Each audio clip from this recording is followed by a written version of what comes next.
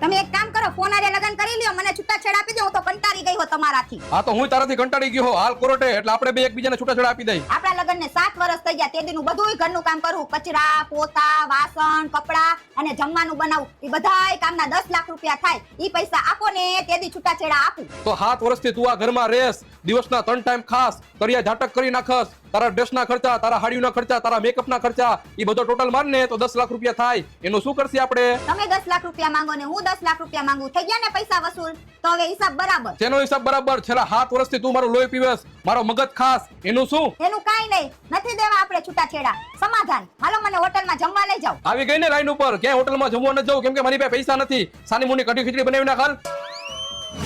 લાગે આની આગળ હાચું કા પૈસા નથી. લાવ મારા ભેગા કરેલા પૈસા દઈ દઉં.